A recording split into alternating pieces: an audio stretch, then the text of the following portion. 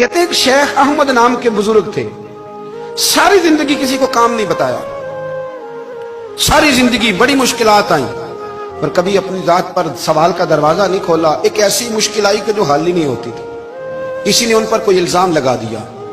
ابو مسلم نام کا ایک بادشاہ تھا، اس کی حکومت تھی، اس نے پکڑ کے قید میں ڈال دیا۔ اب قید میں ہیں، جرم لگ گیا ہے، فرد جرم عائد ہو گئی ہے، جیل میں ہیں۔ لوگ کہنے لگے حضرت جی اپنی صفائی میں کچھ کہیں، فرمانے لگے ساری زندگی بندوں سے کچھ نہیں کہا، اللہ رسول کو پتا ہے میں بے گناہ ہوں، مجھے کہنے کی ضرورت نہیں۔ داتا گنج بخش علی حجویری نے لکھا ہے، داتا صاحب کہتے ہیں تو یقین کامل تو پیدا کر، تو ایمان تو پختہ کر۔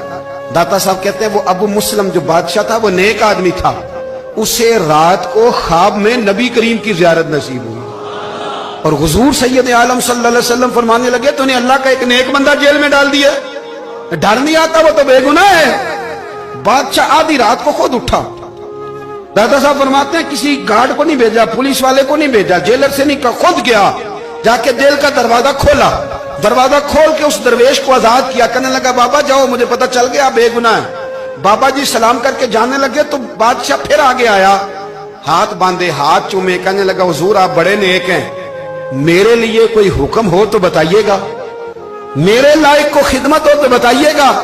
تو شیخ احمد فرمانے لگے تجھے ابھی بھی سمجھ نہیں آئی، تجھے ابھی بھی نہیں سمجھ آئی؟ کہنے لگا حضور کیا؟ فرمانے لگے جو تہجد کے وقت تجھے اٹھا کے مجھے رہا کرنے بھیج سکتے ہیں وہ میری کوئی ضرورت باقی رہنے دیں گے؟ مجھے کوئی ضرورت پڑے گی کسی اور کو کہنے کی؟